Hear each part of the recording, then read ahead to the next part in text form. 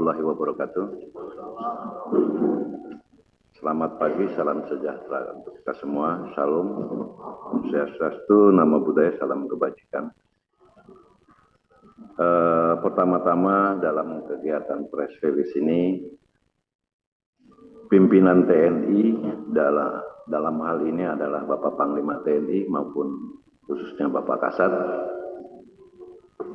menyampaikan rasa bela sungkawa yang sebesar-besarnya kepada institusi Polri, khususnya untuk keluarga korban AKP Anumerta Lucianto, kemudian Aibda Anumerta Petrus Aprianto, dan Bribtu Anumerta Galib Surya Gandana dalam kejadian gugurnya pada saat almarhum melaksanakan tugas tanggal 17 Maret 25. Kemudian dalam proses penyidikan kami itu kita mengacu kepada acara pidana militer yang tertuang dalam Undang-Undang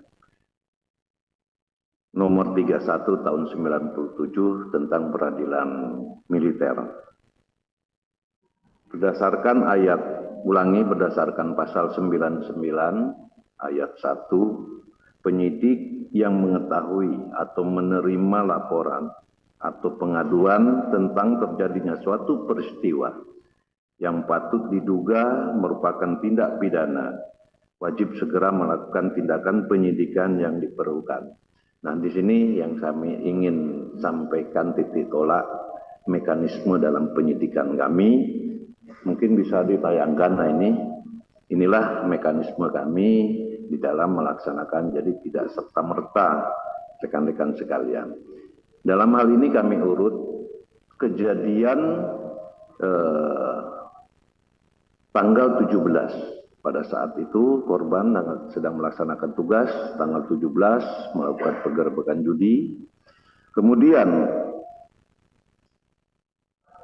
terduga yang saat sekarang sudah menjadi tersangka itu menyerahkan diri pada tanggal 18 Maret 2025, yaitu Kopda B. Kemudian tanggal 19 Maret 2025 tersangka kedua itu Peltu YHL itu menyerahkan diri di Batu Raja, sehingga anggota kami di Subdepom Batu Raja yang menjemput dan membawa ke Denpom 23 Lampung untuk segera diamankan. Kemudian pada hari dan tanggal yang sama, tanggal 18 maupun tanggal 19 Maret ini, Dandim selaku Ankum itu membuat surat penitipan terduga kepada Denpom untuk diamankan. Nah, pada tanggal 19 Maret, Denpom sudah mulai melakukan penyelidikan maupun ke arah penyidikan, di mana kita menginterogasi, mencari alat dan bukti dalam kasus pidana ini. Alhamdulillah pelaku mengakui, kemudian menunjukkan di saat dia lari dari lokasi itu membuang senjata di satu tempat. Akhirnya tanggal 19 Maret siang hari anggota Denpom melaksanakan pencarian barang bukti tersebut dan syukur alhamdulillah ditemukan. Mungkin fotonya ada. Nah, ditemukan di sini. Nah, setelah alat bukti dan barang bukti kami temukan dan hasil pemeriksaan tersangka mengakui perbuatannya, maka dan Denpom koordinasi kepada Polda maupun Polres untuk meminta pelaporan secara resmi ke kami dalam rangka untuk menentukan tersangka dan melakukan proses hukum lebih lanjut. Dan itu dilaksanakan pada tanggal 22 Maret 2025. Anggota dari Polsek Negara Batin atas nama Aibda Wara Andani telah membuat laporan polisi kepada kami tentang laporan polisinya tentang tindak pidana penembakan terhadap 3 orang korban yang saat melaksanakan tugas. Kemudian Brigadir Polisi Rio Dael Agusto telah membuat surat laporan polisi yaitu tentang kasus perjudian yang diduga dilakukan oleh Peltu YHL. Tanggal 22 ini berdasarkan laporan polisi ini, maka penyidik melakukan SOP-nya atau mekanisme dalam penyidikan itu membuat surat permohonan kepada Ankum, yaitu Dandim. Nah, atasan yang berhak menghukum Dandim untuk mengeluarkan surat penahanan sementara dalam rangka proses penyidikan. Pada tanggal 23 Maret 2025, Dandim mengeluarkan surat penyerahan perkara untuk penyidikan dan penahanan sementara. Sehingga di tanggal 23 Maret 2025, resmi kedua tersangka ini kita jadikan sebagai tersangka untuk penyelidikan lebih lanjut. Kemudian setelah Denpom ataupun Pomdam 2 Sriwijaya menerima laporan tersebut, maka kami laporkan kepada Bapak Kasat dan Bapak Kasat memerintahkan kami untuk melindaklanjuti membentuk tim supervisi dan percepatan dalam penyidikan ini. Maka kami koordinasi dengan Kadipropam dan alhamdulillah pada tanggal 24 Maret 2025 sore hari kami beserta Karoop Propus Mabes Polri, Brigadir Jenderal TNI Polisi Pamen Simanjuntak bersama dengan Danpus Sintelat dan bersama Sintel Mabesat, tim ini datang ke Lampung.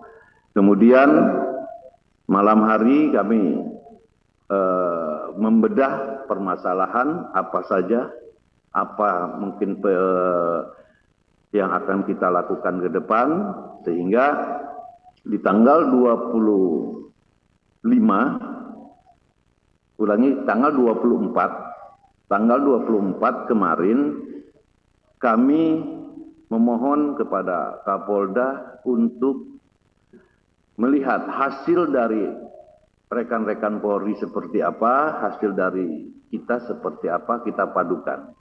Karena ini ada kaitannya, mohon izin Pak Kapolda, ada kaitannya kami memerlukan saksi polisi yang memang ada, termasuk yang dikatakan Bapak Kapolda, yaitu 2 anggota Polri, termasuk salah satunya tersangka yang berinisial K. Kemudian 1 masyarakat sipil Ibu Nur, tetapi kami juga di Denpom telah melakukan pemeriksaan beberapa saksi juga untuk memenuhi bagaimana proses hukum lebih lanjut. Kemudian di dalam penyelidikan ini, dalam pelaporan polisi, ya, untuk Kopda B itu disangkakan pasal 340 dengan Yonto 338. Sementara untuk tersangka Peltu YHL itu adalah laporan polisinya disangkakan di pasal 303 KUHP. Namun untuk Kopda B karena memiliki senjata, ya, pabrikan tetapi bukan organik, saya katakan itu akan kita lakukan undang-undang darurat juga tentang senjata. Jadi percayalah rekan-rekan sekalian, kami akan profesional, akan melakukan kerja dengan baik. Apa yang menjadi prosedur tetap kami jalankan. Kemudian komitmen Bapak Kasat juga sampaikan kepada kami, buka seterang-terangnya, transparan, kemudian proses hukum apabila memang anggota TNI Angkatan Darat ini salah, lakukan proses hukum dengan baik. Maka kami akan berupaya untuk percepatan. Tim kami dari Jakarta 10 orang, kami akan memperkuat Denpom untuk segera menyelesaikan persoalan ini dan selalu bekerja sama dengan Polda, khususnya mungkin Dirkrim kami akan tetap lakukan.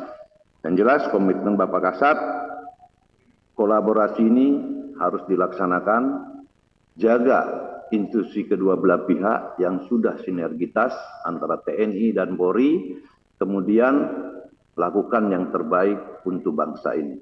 Mungkin bisa kami jelaskan seperti ini, kurang dan lebihnya saya mohon maaf.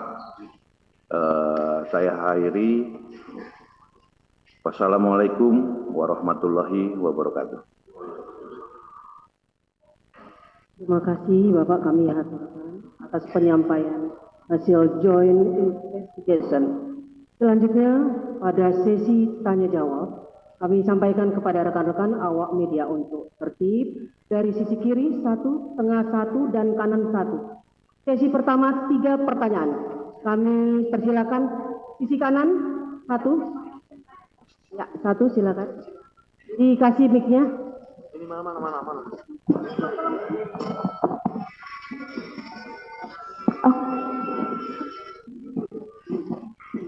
Selamat pagi, selamat siang Bapak-Bapak. Izin, saya Yunika TV1 mau bertanya.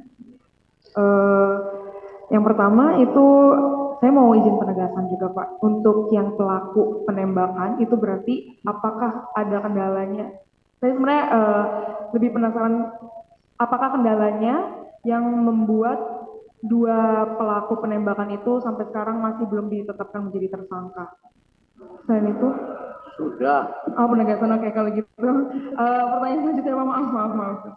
Harap tenang, ya, harap tenang rekan-rekan awak media. Lanjut Mbak.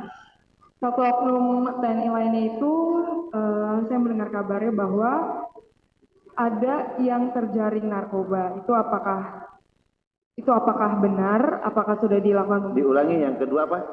Salah satu oknum TNI yang melakukan penembakan itu, saya mendengar kabarnya bahwa terjaring narkoba. Itu apakah benar atau sudah dilakukan pemeriksaan terkait itu? Terima kasih. Baik, dari tengah. Persilakan yang Pak Roma, baju biru. Silakan, Bu Gracia. Assalamualaikum warahmatullahi wabarakatuh. Perkenalkan, saya Roma dari Kompas TV. Pertanyaan ini mungkin bisa ke Kapolda atau dan Puspom. Izin Bapak, terkait dengan senjata api itu, hasil pemeriksaan kita didapat dari mana ya Bapak? Terus dari 2 tersangka TNI ini, siapa pelaku yang melakukan penembakan terhadap 3 tersangka ini? 3 korban. Terus ketiganya, yakni terkait dengan simpang siurnya informasi bahwasanya uang setoran. Hasil pemeriksaan dari tersangka sendiri seperti apa? Dan juga apakah sudah dilakukan tes urin terhadap 2 tersangka ini? Terima kasih. Assalamualaikum warahmatullahi wabarakatuh. Untuk sisi kiri, silakan. Yang ada pertanyaan berulang. Ya, izin Bu, izin Pak Kapolda, Pak Den. Saya Tampan Fernando dari Rilis ID. Yang ingin saya tanyakan bahwa di dalam acara konferensi pers ini kami tidak melihat ada perwakilan dari Kodam 2 Sriwijaya seperti konferensi sebelumnya. Dalam hal ini apakah memang sudah diambil alih oleh dan Puspomat atau seperti apa seperti itu? Terima kasih. Kodam 2. Iya. Iya, dan terkait satu lagi Pak, terkait kronologi penembakan yang ingin kami tanyakan, apakah itu korban 3 yang gugur diberondong secara otomatis atau ada baku tembak gitu? Terima kasih. Baik, cukup untuk sesi pertama. Pertanyaan kami silakan nanti. Baik. Terima kasih rekan-rekan wartawan. Yang pertama mungkin dari TV One tadi ya, bahwa kenapa apa yang menjadi kendala dari lamanya penetapan tersangka. Mungkin rekan-rekan semua sudah menyimak apa yang saya sampaikan, mulai saya urut tanggal 17 sampai tanggal 25 ataupun sampai hari ini. Inilah. Jadi 22 itu kami menerima laporan polisi, 23 kami sudah melakukan penahanan, sementara yang Ankum berikan kepada kami, kemudian tanggal 23 itu juga sudah kami nyatakan bahwa itu sebagai tersangka. Sudah jelas, cuma 1 hari sebenarnya. Hanya kan kami untuk menerima laporan, untuk melakukan penyidikan ini harus ada laporan polisi.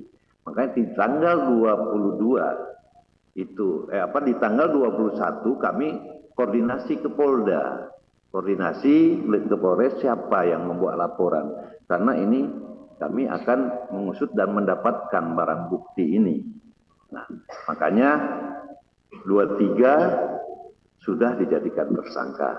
Dan itu sudah ada, sudah dicek oleh kita tim dari Jakarta maupun dari Polda.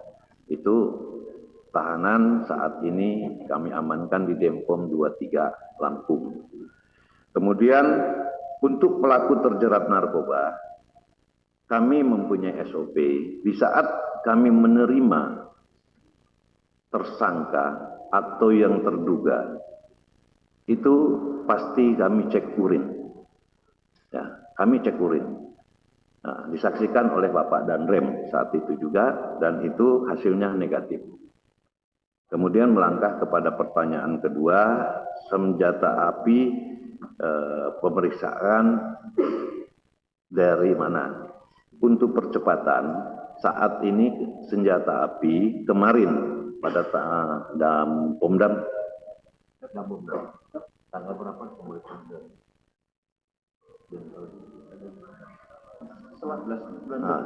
Tanggal 19 setelah kami menemukan senjata api dalam bukti ini, Dampomdam membuat surat kepada Denpal untuk mengecek secara senjata ini adalah organik, ya senjata organik atau apa. Dan hasil dari pemeriksaan Denpal yang nantinya juga ya rekan-rekan wartawan, nantinya senjata api ini akan kami juga cek ke laboratorium forensik ataupun nanti kami akan cek ke Pindad. Karena di sini senjata api yang diperiksa oleh Denpal ini senjata campuran spare partnya ini. Ininya larasnya adalah FNC, tetapi yang lain-lainnya itu SS1. Jadi campuran. Sehingga patut diduga senjata ini adalah senjata rakitan karena tidak standar pabrik. Maksud kami tidak standar. Tetapi untuk lebih jelasnya rekan-rekan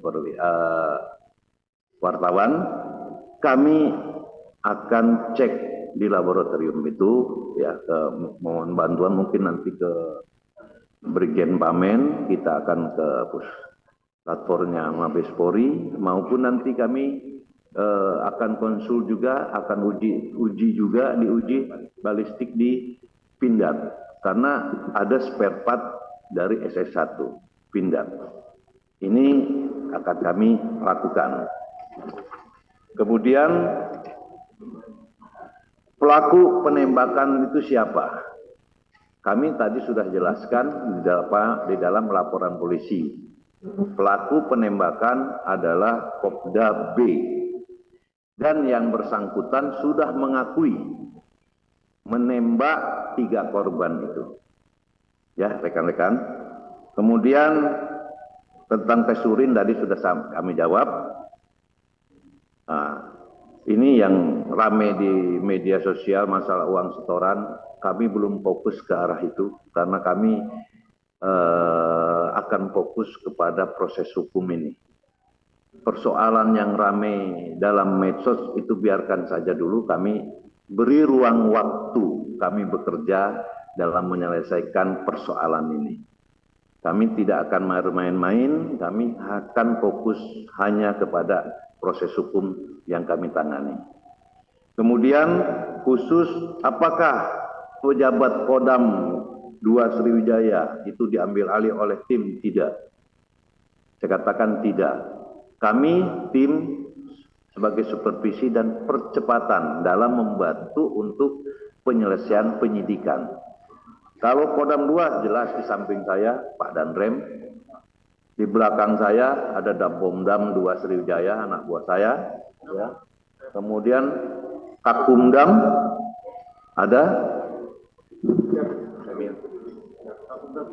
Kakumdam ada.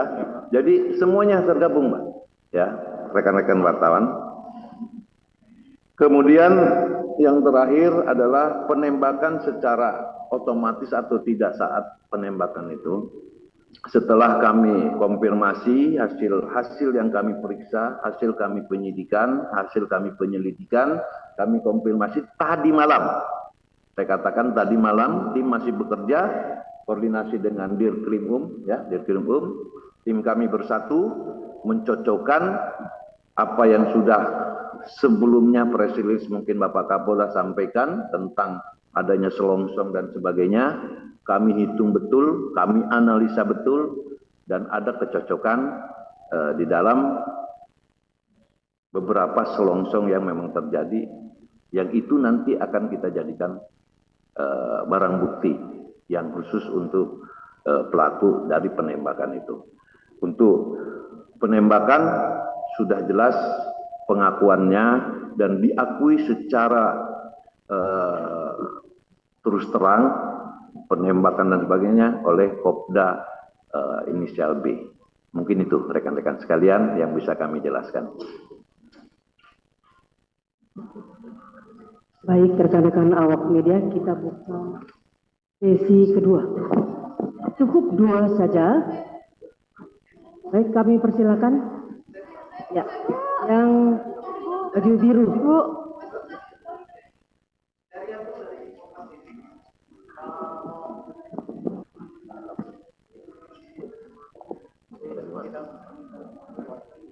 Izin Bapak Ibu, perkenalkan saya Paulina dari Kupas Tuntas. Izin bertanya, mengapa Bu butuh waktu 1 minggu untuk menetapkan status saksi ke tersangka, padahal sudah banyak bukti dan sudah. Para pendengar rekan-rekan awak media, ya. Sebentar. Baik. Bu, saya Rian dari Kompas TV. Kompas TV, baik. Izin bertanya untuk Kapolda dan juga Denpus Pom TNI. Tenang. Ini kan tersangka sudah ditetapkan. Dari TNI sendiri ada 2 orang tersangka yang sudah ditetapkan. Diulang, Pak, diulang, saya nggak dengar, Pak. Oh ya, saya Rian dari Kompas TV, ini mau bertanya terkait dengan 2 tersangka sudah ditetapkan. Selanjutnya, tahap selanjutnya apa? Proses persidangannya bagaimana? Dan apakah bisa digelar secara terbuka sesuai dengan permohonan dari pihak keluarga korban? Itu mungkin. Oke. Baik, satu lagi pertanyaan. Kami silakan, Mas.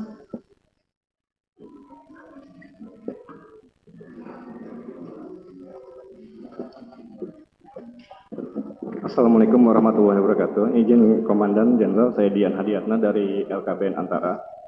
Berkaca dari permasalahan ini, Jenderal, apa tindakan yang akan diambil oleh TNI dan Polri untuk mengantisipasi agar anggota TNI dan Polri tidak ada lagi yang membackingi kegiatan-kegiatan ilegal? Terima kasih. Dan satu lagi terkait motif penembakan itu apa sih, Jenderal? Terima kasih. Baik, cukup 2 saja untuk sesi terakhir yang kedua. Persilakan kepada Bapak. Baik, izin Pak Kapolda. Dari Kompas TV, yaitu penetapan 2 tersangka, bagaimana selanjutnya ke proses persidangan. Saya sampaikan rekan-rekan sekalian, bahwa kami baru bekerja. Saya katakan kami baru bekerja, ya, 24, 25 karena penentuan 23, 24 kami koordinasi, 25 hari ini kami sampaikan kepada rekan-rekan sekalian, biarlah kami fokus bekerja dulu, ya. Yang jelas mekanisme kepersidangan dan sebagainya kan tadi kami sudah ada di yang kami sudah jelaskan. Jelas di sini mekanismenya. Jadi kapan ininya, bagaimana, secepatnya kami akan berupaya secepatnya. Nah, untuk proses persidangan pengadilan militer itu terbuka untuk umum, di mana Panglima TNI maupun Bapak Kasat sudah menyampaikan yang kami sampaikan tadi, bahwa buka seterang-terangnya dan transparan, dan itu menjadi titik tolak kami bekerja. Kami akan melakukan yang terbaik untuk bangsa ini, untuk institusi TNI maupun untuk institusi Polri. Kemudian motif penembakan, sekali lagi kami belum bisa jawab karena kami baru mendalami. Mulai hari ini kami sudah akan kerjakan sebagaimana proses hukum ini berjalan. Biarlah kami melakukan pekerjaan kami, beri ruang waktu kami, yang nantinya pasti akan kami sampaikan juga bahwa proses ini sudah ada perkembangan selanjutnya. Bahkan mungkin sudah kita kirim ke auditor militer nantinya untuk segera disidangkan.